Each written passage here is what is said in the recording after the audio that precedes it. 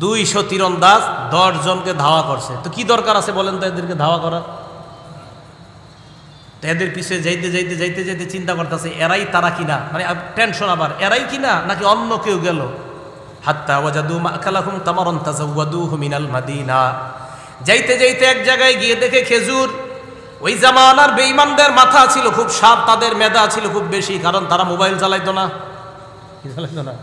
হ্যাঁ, কি চালাইতো না? বানাকা চুরে, হ্যাঁ, মানে গুনাহ করতো না, তো খালি পূজা করতো দেবদেবীর। মোবাইলের গুনাহ ছিল না। তো যুবকদের একদম ছোট বড় সবগুলার মেধা নষ্ট হয় মোবাইলের কারণে।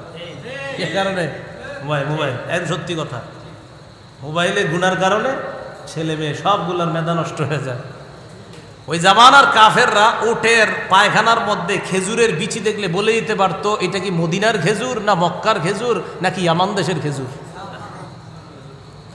বদরের যুদ্ধের প্রেক্ষাপটটা বইলেন, বদরের যুদ্ধের প্রেক্ষাপট সিরাতে ইবনে হিশামের মধ্যে আসছে। ওই জায়গায় দেখবেন আবু সুফিয়ান রাদিয়াল্লাহু তাআলা আনহুকে কেন্দ্র করেই তো বদরের প্রেক্ষাপট তৈরি হলো, সে আলোচনা যাব না। তো এইটা পড়লে বোঝা যায় ওই জায়গায় একটা ঘটনা আছে আপনার, যে ওটের পায়খানার মধ্যে খেজুরের বিচি দেখা ওই কাফেররা হাতে নিচে নেওয়ার পর এক রাখাল্লা এসে জিজ্ঞাসা করছে, আচ্ছা এই জায়গায় কি উত্তর দিকের, এবার দেখছে ওই দিকের কোনো লোক আসছে?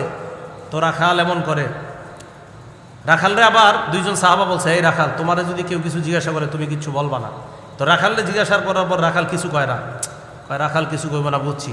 এবার কাঠি দিয়ে আপনার ওই পায়খানা নাড়াইতেছে, নাড়ানোর পর ওখানে আপনার খেজুরের বিচি দেখতেছে। খেজুর, এই কাফেররা আপনার এই খেজুরের বিচি, খেজুরের ইত্যাদি তারা দেখা অনুমান করতে পারে এটা কি মদিনার খেজুর না অন্য জায়গার। তো খেজুর দেখা, হ্যাঁ মদিনার 2 সিআইডি দিকে আসছে, বুঝা গেছে।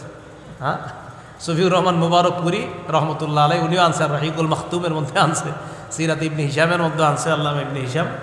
তো যাই হোক, কাফেররা যাইতে যাইতে হঠাৎ এক জায়গায় দেখে খেজুর, খেজুর দেখার পর ভালো করে খেজুরটা তাকায় দেখে, হ্যাঁ এটা মদিনার খেজুর, তার মানে আমরা ঠিক জায়গায় আসছি। 10 জনকে আমরা ধাওয়া করছি, যে এই 10 জন, এই 10 জনকে, তার মানে আমরা সঠিক জায়গায় আসছি। ভালো করে মনে রাখবেন, এই 10 জন সাহাবার আমির যাকে নবী বানিয়ে দিলেন, আম্মার আলাইহিম আসিম ইবনে সাবিত রাদিয়াল্লাহু তাআলা আন, এই 10 জনের সেনাপতি যাকে নবী বানাইলেন তার নাম আসিম। বলেন কি নাম? আসিম। আসিম রাদিয়াল্লাহু তাআলা আন বুঝতে পারলেন বেঈমানরা আমাদেরকে ধাওয়া করতেছে, কি করা যায়। ফালাজাউ ইলা ফাদফাদিন, উঁচু একটা ভূমিতে তারা উঠছে। ওয়াকাদ আহাতা বিহিমুল কওম, উঁচু জায়গায় ওঠার পর নিচে 200 তীরন্দাজ ওই উঁচু জায়গাটাকে ঘেরাও করে নেয়। সাহাবারা উপর দিকে তাকায়, উপর থেকে নিচের দিকে তাকায় দেখে তীরন্দাজ বাহিনী তাদের দিকে তীর এইভাবে তাক করে আসে।